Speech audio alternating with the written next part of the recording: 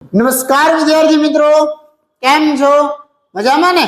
આજનો દિવસ એટલે શનિવાર અને આપણી ચેલેન્જનો દિવસ નંબર 29મો અને ઈ 29મા દિવસમાં આજનો લેક્ચર 29મો, જેની અંદર હું તમને સામાજિક વિજ્ઞાનનું ચેપ્ટર નંબર 6 નું એક સરસ મજાનું મોડેલ પેપર છે એને સોલ્વ કરાવું છું. તો આપ દરેક વિદ્યાર્થી મિત્રો આ મોડલ પેપર ને એકદમ મસ્ત રીતે જોઈ એના ક્વેશ્ચન છે વ્યવસ્થિત રીતે લખી અને આ આખો લેક્ચર છે એને પ્રોપર વે માં જોજો, જેથી કરીને તમને આ વસ્તુ તમારી પરીક્ષામાં ખૂબ જ ઉપયોગી સાબિત થાય.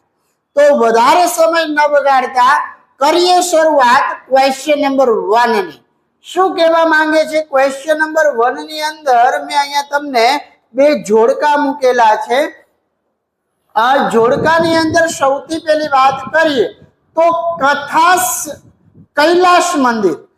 કૈલાશ મંદિર છે એની અંદર જવાબમાં શું આવશે? પટ્ટદકલ. શું આવશે? પટ્ટદકલ. અને કીર્તિ તોરણ છે એ કીર્તિ તોરણના જવાબમાં શું આવશે? વડનગર. શું આવશે? વડનગર. આ બેને જોડકા સ્વરૂપે યાદ રાખી લેજો. ત્યારબાદ એના પછીનો ક્વેશ્ચન નંબર બીજો, અને ક્વેશ્ચન નંબર બીજો છે એ તમને ખરા ખોટા છે. તો ખરા ખોટાની અંદર વાત કરીએ તો અમદાવાદમાં ઝૂલતા મિનારા એના કંપનના વણ ઉકેલિયા રહસ્ય માટે જાણીતા છે. કે અમદાવાદની અંદર જે ઝૂલતા મિનારા આવેલા છે એ ઝૂલતા મિનારા એના કંપનના વણ ઉકેલિયા રહસ્ય માટે સાચા છે. તો આ વિધાન કેવું થશે? સાચું. ત્યારબાદ એના પછી એક ખરા ખોટું છે કે ઇલોરાની જે ગુફાઓ છે એની કુલ સંખ્યા કેટલી છે? 34. તો આ વિધાન પણ કેવું છે? સાચું. હવે આપણે આગળ જોઈએ ક્વેશ્ચન નંબર 4. તો ક્વેશ્ચન નંબર 4 અને 5 છે એ ખાલી જગ્યા સ્વરૂપે આવેલા છે. 4 નંબરમાં શું કીધું છે કે ગોવાના દેવળમાં ખાલી જગ્યાનો પાર્થિવ દેહ સાચવીને મુકાયેલો છે. તો ગોવાના દેવળની વાત કરીએ તો ગોવાના દેવળમાં સેન્ટ ફ્રાન્સિસ ઝેવિયર્સ. કોનો? સેન્ટ ફ્રાન્સિસ ઝેવિયર્સ આનો જે પાર્થિવ દેહ છે એ સાચવીને રાખવામાં આવેલો છે. એના પછી વાત કરીએ કે ફતેપુર સિકરી નગરની જે સ્થાપના છે એ કોણે કરી હતી? તો ફતેપુર સિકરી નગરની જો સ્થાપનાની વાત કરીએ તો એ સ્થાપના કોના દ્વારા કરવામાં આવી હતી? તો કે અકબર દ્વારા કરવામાં આવી હતી. કોના દ્વારા કરવામાં આવી હતી? અકબર. ખાસ યાદ રાખવાનું છે, ગોવાના દેવળની અંદર કોનો પાર્થિવ દેહ છે એ સાચવીને મૂકવામાં આવ્યો છે? તો કે સેન્ટ ફ્રાન્સિસ ઝેવિયર્સ. પછી ફતેપુર સિકરી નગરની સ્થાપના કોને કરી હતી? તો ફતેપુર સિકરી નગરની જે સ્થાપના છે એ અકબર દ્વારા કરવામાં આવી હતી. ત્યારબાદ આપણે વિકલ્પની વાત કરીએ તો ક્વેશ્ચન નંબર 6 ની અંદર આપ્યું છે કે ગુજરાતની અંદર મોઢેરાનું સૂર્ય મંદિર આવેલું છે. તો ઓડિશાની અંદર કયું સૂર્ય મંદિર આવેલું છે? આપણે ત્યાં બે સૂર્ય મંદિર છે, એક કોણાર્કનું સૂર્ય મંદિર અને એક મોઢેરાનું. તો મોઢેરાનું છે એ ગુજરાતમાં આવ્યું છે, તો આ કોણાર્કનું સૂર્ય મંદિર છે એ ક્યાં આવેલું છે? ઓડિશામાં. એટલે તમારો જવાબ આવશે સી. ત્યારબાદ એક ક્વેશ્ચન નંબર 7 ની જો વાત કરીએ તો નીચેનામાંથી કયો વાવનો પ્રકાર નથી? તો વાવની વાત કરીએ તો એના 4 પ્રકાર છે. એક નંદા, એક ભદ્રા, પછી એક જયા અને એક વિજયા. તો આ 4 છે એ વાવના પ્રકાર છે, પણ ઈ વાવના પ્રકારમાં આ તદા છે એ વાવનો પ્રકાર નથી. એટલે તમારા જવાબમાં આવશે ઓપ્શન નંબર સી. એનાથી આગળ આપણે વાત કરીએ તો હવે તમને થોડાક ક્વેશ્ચન આવે છે ટોટલ આપણે આની અંદર 13 ક્વેશ્ચન લીધા છે. કેટલા ક્વેશ્ચન લીધા છે? 13. અને એ 13 ક્વેશ્ચન ની અંદર અહીંયા હું તમને કરાવું છું ઈ ક્વેશ્ચન નંબર 8 જોઈએ. આખો ક્વેશ્ચન સમજીએ અને યાદ રાખવાનો પ્રયત્ન કરીએ. ક્વેશ્ચન એવો છે કે પ્રાચીન સમયથી જ ભારત છે એ તીર્થ ભૂમિ તરીકે રહ્યું છે, આવું આપણે કેના આધારે કહી શકીએ? પ્રાચીન સમયથી જ આપણું ભારત છે એ તીર્થ ભૂમિ તરીકે જાણીતું છે એવું આપણે કેમ કહી શકીએ? તો એની અંદરનો પહેલો પોઈન્ટ કે પ્રાચીન સમયથી ભારત છે એ તીર્થ ભૂમિ તરીકે રહ્યું છે. તો ભારતમાં 4 ધામની અને 12 જ્યોતિર્લિંગની જાત્રા છે એ ખૂબ જ મહત્વની ગણાય છે. કે આપણું ભારત છે એ તીર્થ ભૂમિ તરીકે કેમ જાણીતું છે?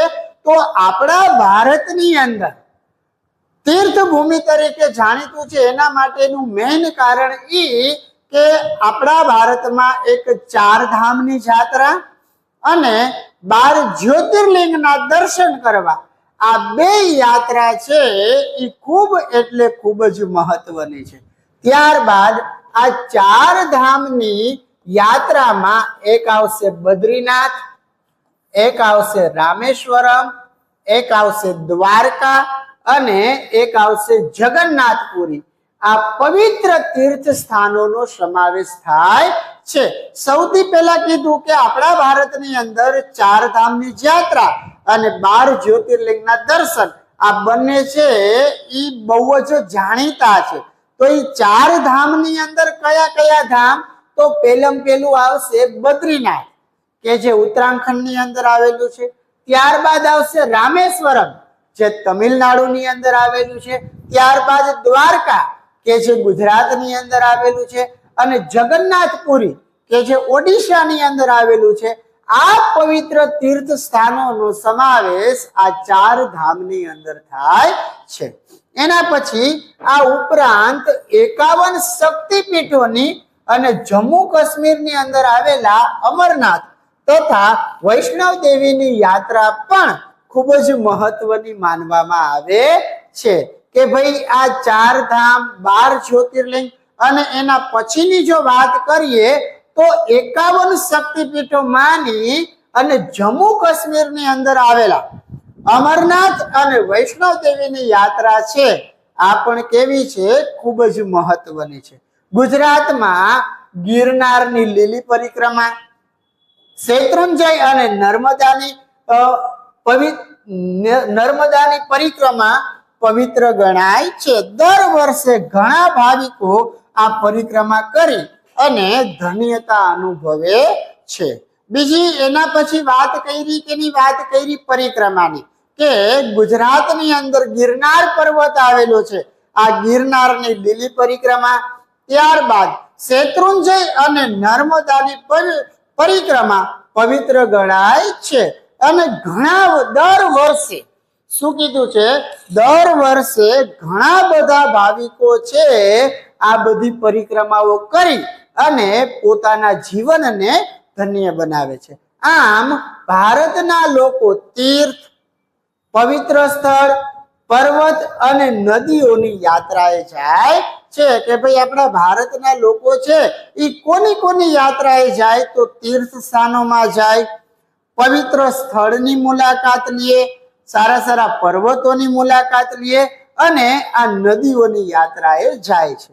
યુનેસ્કોએ વૈશ્વિક વારસાના સ્થળોમાં ભારતના 32 જેટલા પ્રાકૃતિક અને સાંસ્કૃતિક વારસાના સ્થળોનો સમાવેશ કરેલો છે. અને આ બધા કારણો પરથી આપણે કહી શકીએ કે પ્રાચીન સમયથી જ આપણું જે ભારત છે એ તીર્થ ભૂમિ તરીકે જાણીતું છે. તો આ એક 2 માર્કની અંદર પૂછાઈ શકે એવો બહુ જ સરસ મજાનો ક્વેશ્ચન હતો. હજી એક વખત આ ક્વેશ્ચનને હું રિપીટ કરી દઉં તો કે પ્રાચીન ભારતથી આપણું જે પ્રાચીન સમયથી જ આપણું ભારત છે એ તીર્થ ભૂમિ તરીકે જાણીતું છે.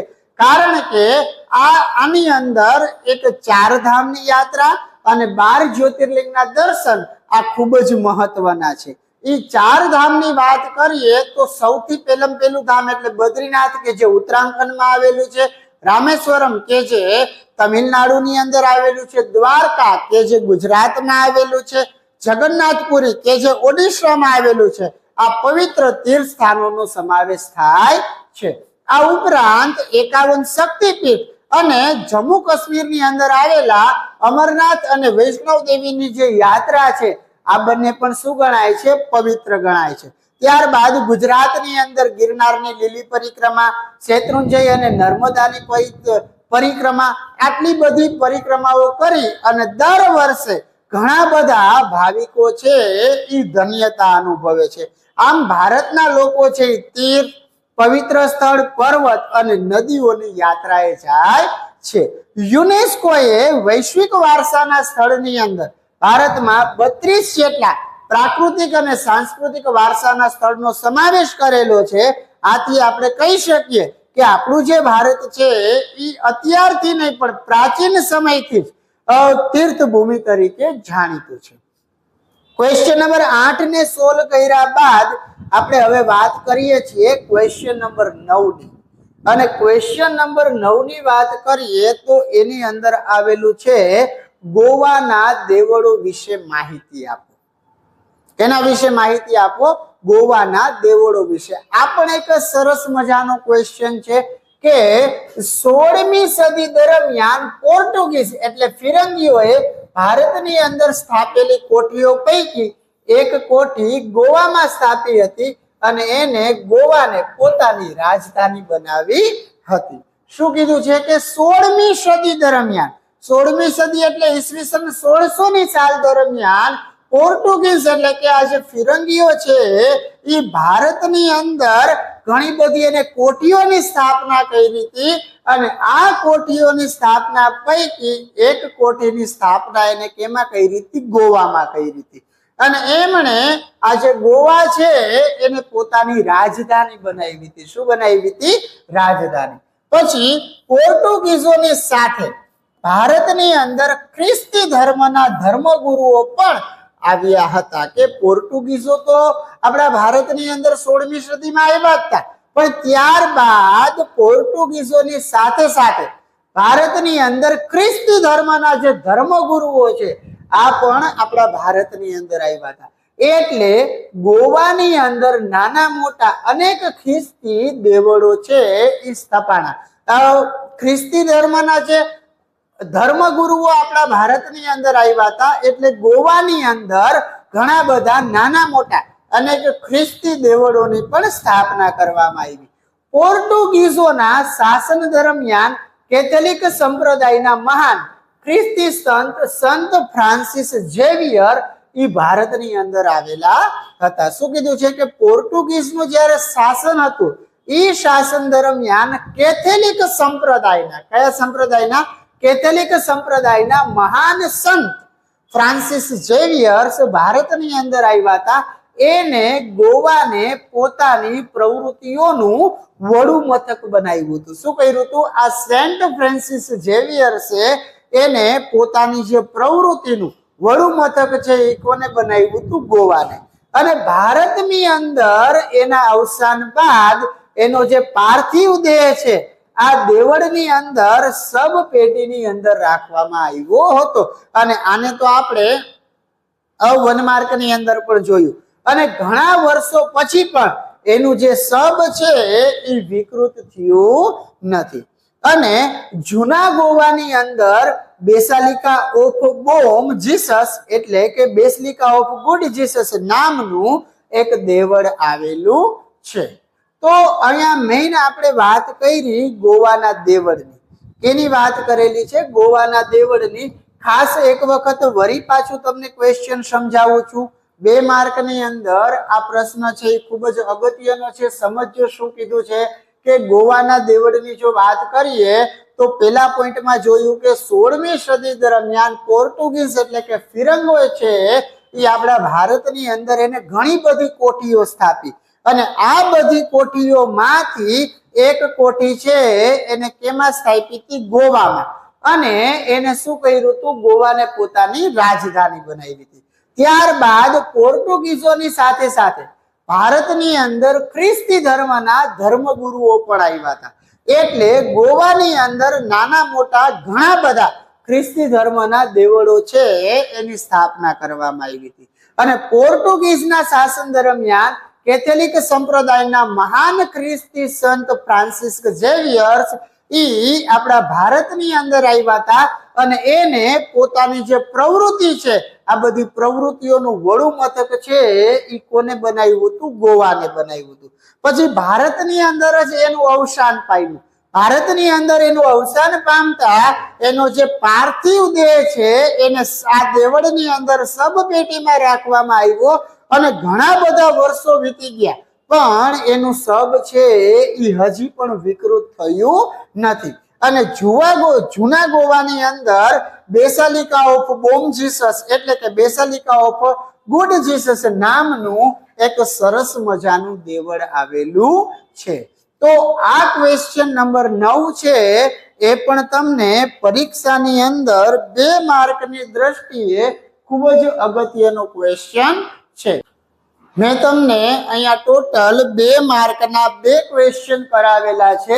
ત્યારબાદ હવે આપણે આનાથી આગળ વાત કરીએ તો ક્વેશ્ચન નંબર 10 અને ક્વેશ્ચન નંબર 10 છે એ પરીક્ષાની અંદર તમને 3 અથવા તો 4 માર્કની અંદર પૂછાઈ શકે એવો ક્વેશ્ચન આવો છે કે સ્વર્ગના બગીચામાં પવિત્ર દિલોનું સ્વાગત છે આ વિધાન કયા રાષ્ટ્રીય સ્મારક ઉપર અંકિત થયેલું છે એની વિશેષતાઓ જણાવો. શું કીધું છે પ્રશ્ન? સ્વર્ગના બગીચામાં પવિત્ર દિલોનું સ્વાગત છે આ વિધાન ભારતના કયા સ્મારક ઉપર અંકિત થયેલું છે અને એની વિશેષતાઓ જણાવો. આવી રીતના ક્વેશ્ચન પૂછાઈ શકે અથવા તો એવું પૂછાઈ શકે કે વિશ્વની 7 અજાયબીઓમાંની એક એટલે કે તાજમહેલ એના વિશે ટૂંક નોંધ લખો. તો પછી કાંઈ પણ જાતનો આવો ક્વેશ્ચન પૂછાય તો આપણે એ તાજમહેલ વિશે વાત કરશું. તો અહીંયા જે પૂછેલો છે એ ક્વેશ્ચન ઉપરથી વાત કરીએ તો કે પ્રશ્નમાં આપેલું જે વિધાન છે એ તાજમહેલની એક મહેરાબ એટલે કે દિવાલ ઉપર અંકિત થયેલું છે કે આ જે વિધાન લખ્યું છે સ્વર્ગના બગીચામાં પવિત્ર દિલોનું સ્વાગત છે આ વિધાન તાજમહેલની અંદર એક મહેરાબ એટલે કે દિવાલ ઉપર અંકિત થયેલું જોવા મળે છે. ઈસવીસન 1630 ની અંદર અવસાન પામેલી પોતાની બેગમ મુમતાજ મહેલની યાદમાં મુગલ બાદશાહ શાહજહાંએ ભવ્ય તાજમહેલ બંધાવેલો છે. તો આ તાજમહેલનું બાંધકામ છે એ કોને કરેલું?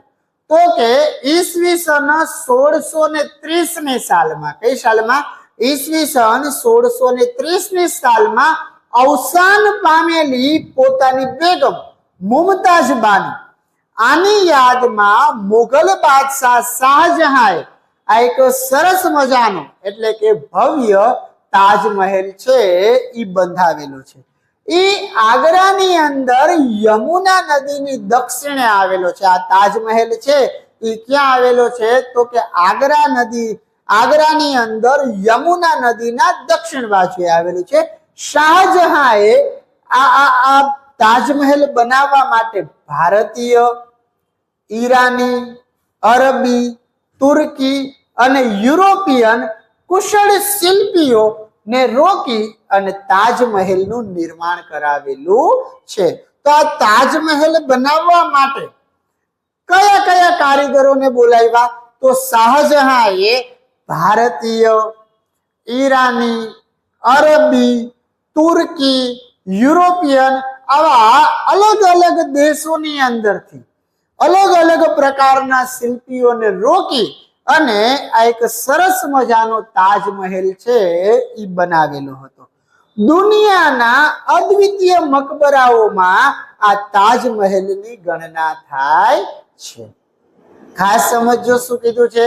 સ્વર્ગના બગીચામાં પવિત્ર દિલોનું સ્વાગત છે આ વિધાન છે એ તાજમહેલની એક મહેરાબ એટલે કે દિવાલ ઉપર અંકિત થયેલું છે. ઈસવીસન 1630 ની અંદર અવસાન પામેલી પોતાની બેગમ મુમતાજ બાનુની યાદમાં શાહજહાંએ આ ભવ્ય તાજમહેલ છે એ બનાવેલો છે. આ તાજમહેલ આગ્રાની અંદર યમુના નદીની દક્ષિણે આવેલો છે. શાહજહાંએ ભારતીય, ઈરાની, અરબી, તુર્કી, યુરોપિયન આવા કુશળ શિલ્પીઓને રોકી અને તાજમહેલનું નિર્માણ કરાયું હતું. અને દુનિયાના અદ્વિતીય મકબરાઓની અંદર આ તાજમહેલની ગણના છે એ કરવામાં આવે છે. એટલે આ જે તાજમહેલ વાળો ક્વેશ્ચન છે એ ખૂબ અગત્યનો છે અને આ બોર્ડની અંદર અગાઉ પણ 2 વખત પૂછાઈ ગયેલો છે. હવે આપણે આ તાજમહેલની જો વાત કરીએ તો શું કીધું છે આની અંદર કે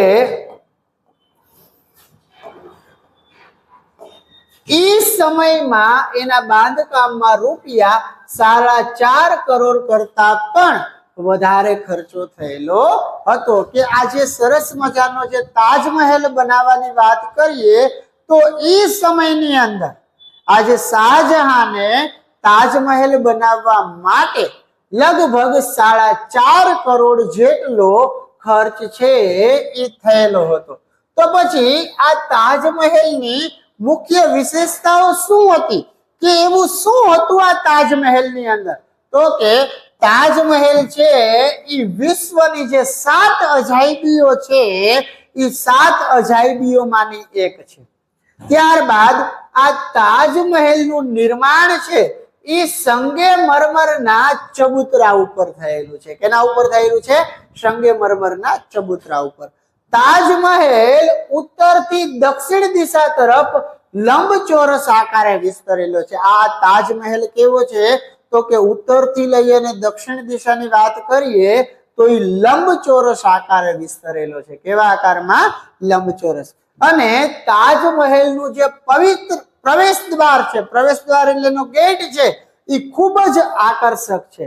એની મધ્યમાં એક ઊંચો ઘુમટ છે. તાજમહેલની મધ્યમાં શું છે? એક ઊંચો ઘુમટ, તેમજ એના 4 ખૂણા છે એ 4 ખૂણામાં નાના નાના ઘુમટો આવેલા છે. અને તાજમહેલની મધ્યમાં મુમતાજની કબર છે.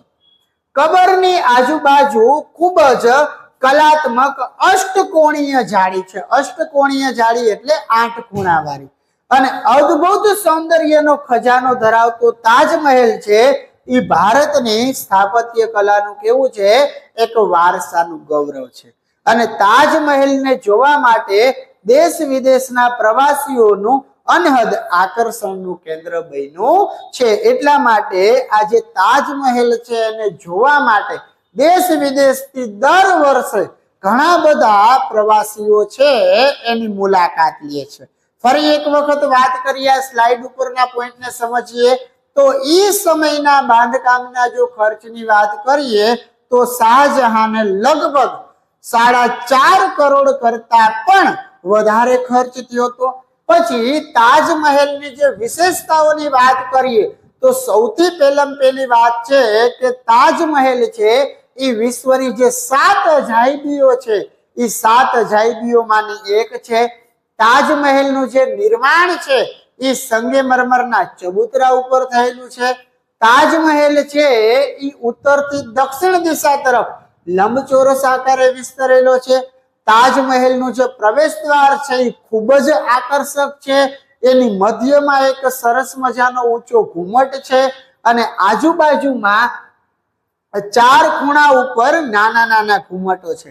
તાજમહેલની મધ્યમાં મુમતાજની કબર છે અને કબરની આજુબાજુ ખૂબ જ સરસ મજાની કલાત્મક અષ્ટકોણીય જાળી આવેલી છે. અને અદ્ભુત સૌંદર્યનો ખજાનો ધરાવતો આ જે તાજમહેલ છે એ ભારતની સ્થાપત્ય કલાનો કેવો નમૂનો છે?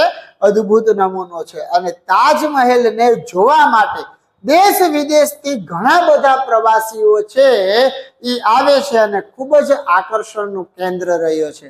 અને હમણાં પણ એક સરસ મજાનું ફિલ્મ આ તાજમહેલ ઉપર જ આવેલું છે, ધ સ્ટોરી ઓફ તાજમહેલ. જો સમય મળે તમારા આગળ ફિલ્મ આવે તો બહુ જ સરસ ફિલ્મ છે, એને જોવાનો પ્રયત્ન કરજો. અને જો તમારા હાથમાં એ ન આવે તો આ પ્રશ્ન પાકો કરજો, એ પરીક્ષાની અંદર આવી શકે છે. આ ક્વેશ્ચન નંબર 10 ની વાત કર્યા બાદ એક 11 નંબરના ક્વેશ્ચન ની જો વાત કરીએ તો 11 નંબરનો ક્વેશ્ચન એટલે કુતુબ મિનાર. તેની વાત કરવાની છે, કુતુબ મિનારની. જોઈએ શું કહેવા માંગે છે. કુતુબ મિનાર વિશે વિગતે માહિતી આપો. હવેનો ક્વેશ્ચન એટલે કુતુબ મિનાર. તો કે કુતુબ મિનાર છે એ દિલ્હીની અંદર આવેલું છે. ક્યાં આવેલું છે? દિલ્હીની અંદર. એ સલ્તનત કાલીન સ્થાપત્યનો એકદમ શ્રેષ્ઠ નમૂનો છે. આ કુતુબ મિનારની જો વાત કરીએ તો કુતુબ મિનાર છે એ દિલ્હીની અંદર આવેલો છે અને એ સલ્તનત કાલીન કાળનો એકદમ સ્થાપત્યનો શ્રેષ્ઠ નમૂનો છે.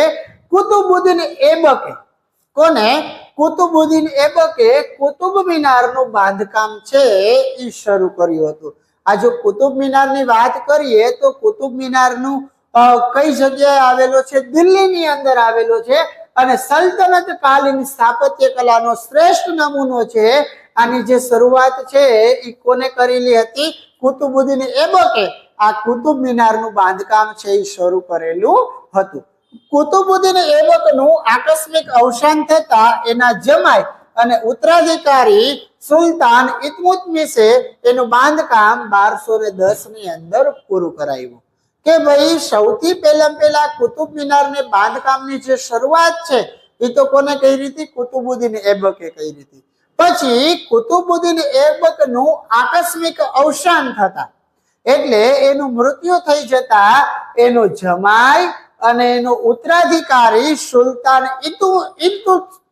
ઇલ્તુત્મિશે આનું જે બાંધકામ છે એ વર્ષ 1210 ની અંદર પૂરું કરાવ્યું.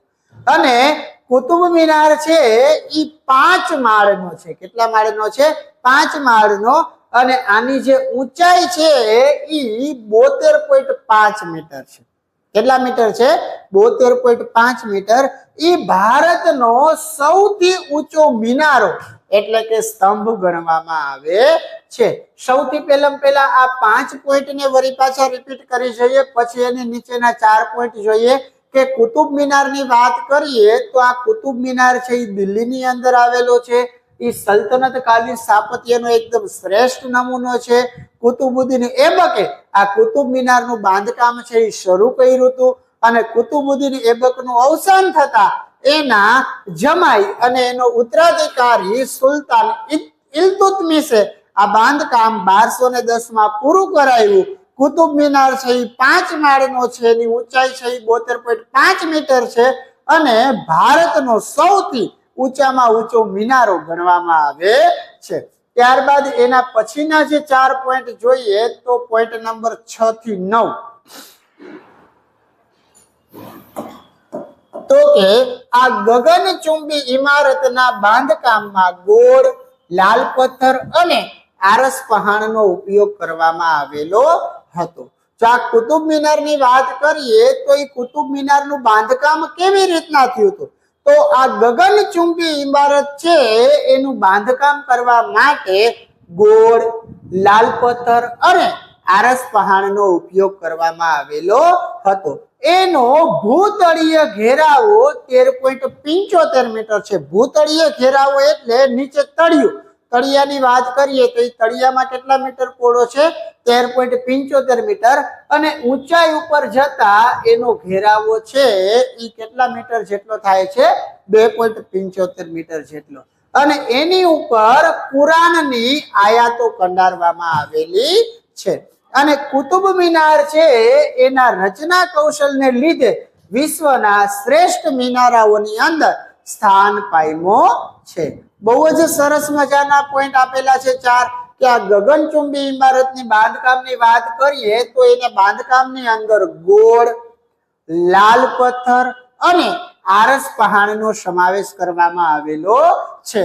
અને એના ભૂતળના જો ઘેરાવાની વાત કરીએ તો ભૂતળનો ઘેરાવો છે એ 13.75 મીટર છે.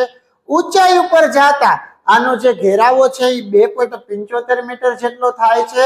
અને આની ઉપર કુરાનની આયાતો કંડારવામાં આવી છે. કોની આયાતો કંડારવામાં આવી છે? કુરાનની.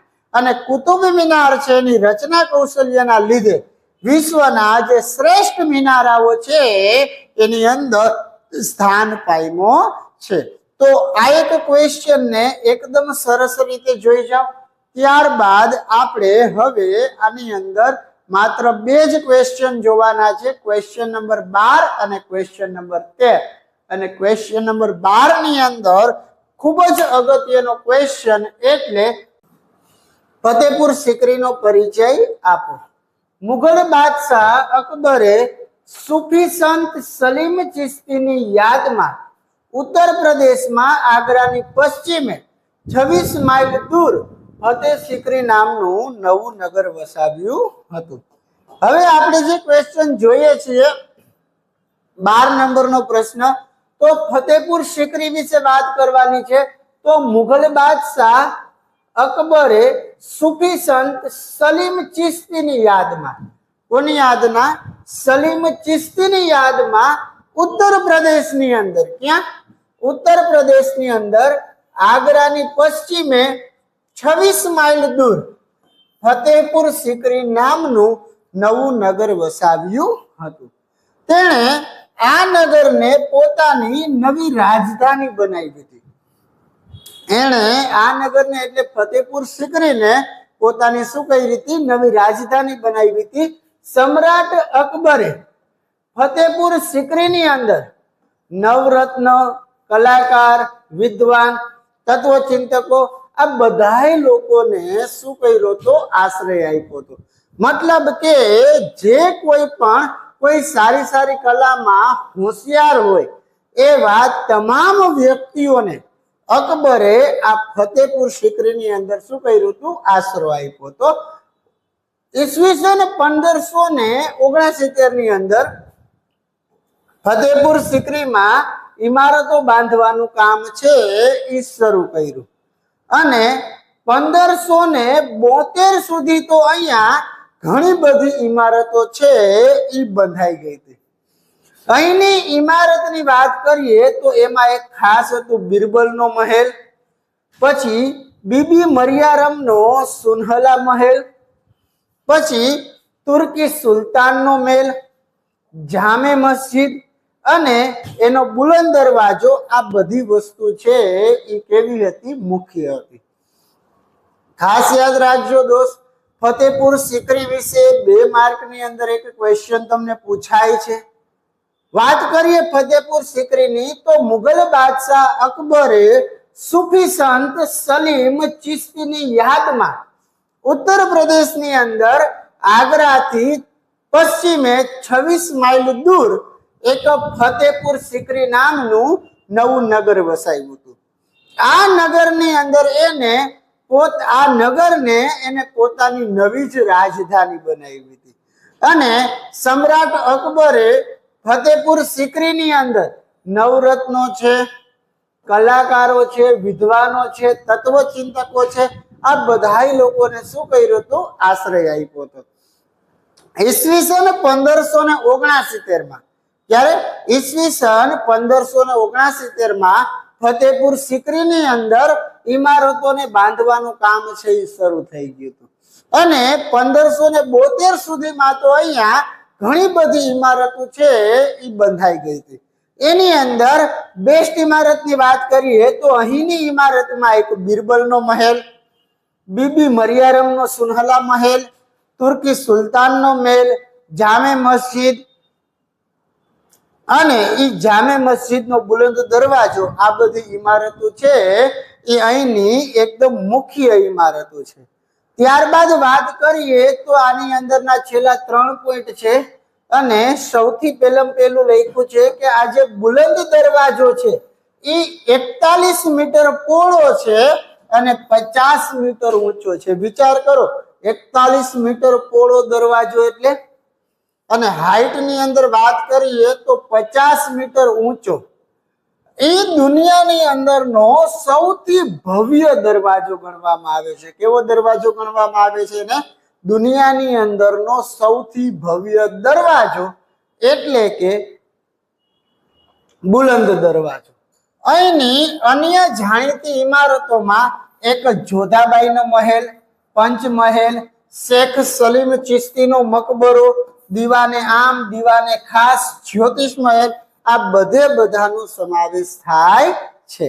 શું કીધું છે કે આ જે બુલંદ દરવાજો છે એ 41 મીટર પહોળો છે, 50 મીટર ઊંચો છે અને એ દુનિયાના સૌથી ભવ્યમાં ભવ્ય દરવાજાની અંદરનો એક દરવાજો છે. પછી બીજી ઇમારતોની વાત કરીએ તો અહીંયા એક જોધાબાઈનો મહેલ હતો, પંચમહલ હતો, શેખ સલીમ ચિશ્તીનો મકબરો હતો, પછી દીવાને આમ, દીવાને ખાસ, જ્યોતિષ મહેલ, આવી ઘણી બધી વસ્તુઓનો સમાવેશ થાય છે. આ ફતેહપુર સિકરી એક બહુ જ સરસ મજાનો ક્વેશ્ચન છે, આને ખાસ તૈયાર કરજો. હવે આજના દિવસનો છેલ્લો ક્વેશ્ચન અને તમારા આ ચેપ્ટરનો પણ છેલ્લો ક્વેશ્ચન જોઈએ. શું કીધું છે? કોણાર્કના સૂર્ય મંદિર વિશે ટૂંક નોંધ લખો.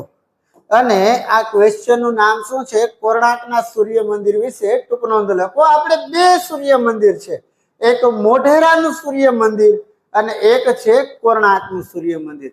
તો આ કોણાર્કના સૂર્ય મંદિરની જો વાત કરીએ તો કોણાર્કનું સૂર્ય મંદિર છે એ ઓડિશા રાજ્યની અંદર જગન્નાથપુરી જિલ્લામાં બંગાળના અખાતના દરિયા કિનારે આવેલું છે. તો આ કોણાર્કનું સૂર્ય મંદિર છે એ ક્યાં આવેલું છે? કોણાર્કનું સૂર્ય મંદિર ઓડિશા રાજ્યની અંદર, કેની અંદર? ઓડિશા રાજ્યની અંદર જગન્નાથપુરી જિલ્લામાં. કયા જિલ્લામાં? જગન્નાથપુરી જિલ્લામાં બંગાળના અખાતના દરિયા કિનારે આવેલું છે. 13મી સદીમાં ગંગ વંશના રાજા નરસિંહ વર્મન પ્રથમના સમયમાં આ મંદિરનું નિર્માણ કરવામાં આવ્યું હતું. કે આ મંદિરનું બાંધકામ છે એ ક્યારે કરવામાં આવ્યું હતું?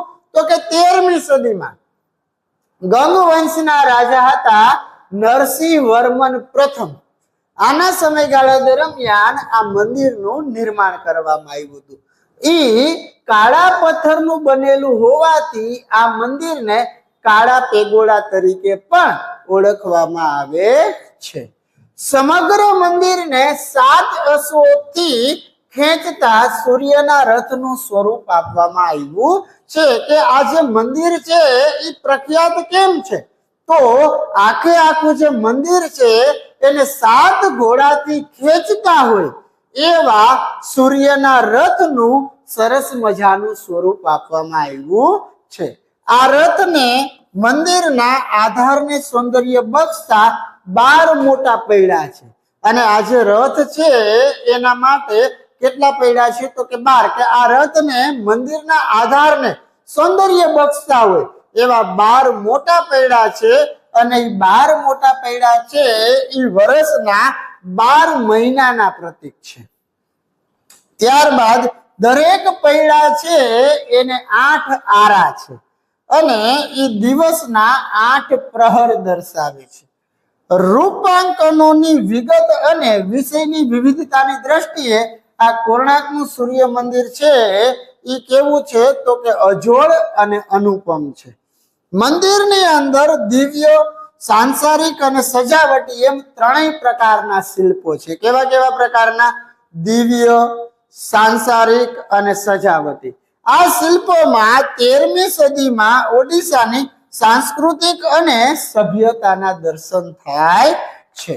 તો આજના દિવસે વિદ્યાર્થી મિત્રો તમને મેં સામાજિક વિજ્ઞાનના ચેપ્ટર નંબર 6 નું એક સરસ મજાનું મોડલ પેપર છે એ તૈયાર કરી અને તમારી સમક્ષ રજૂ કર્યું છે. તો આપ દરેક વિદ્યાર્થી મિત્રો આ મોડલ પેપરને એકદમ મસ્ત રીતે તૈયાર કરી અને પાકું કરી લેજો, જેથી કરીને તમને આની અંદરથી પરીક્ષામાં કોઈ પણ ક્વેશ્ચન પૂછાય તો ભૂલ પડે નહીં. હવે મળશું આના પછીના દિવસે, જેની અંદર કોઈ એક નવા ચેપ્ટરની શરૂઆત કરશું. ત્યાં સુધી આપ સૌ વિદ્યાર્થી મિત્રોને કિશન સરના જય શ્રી કૃષ્ણ.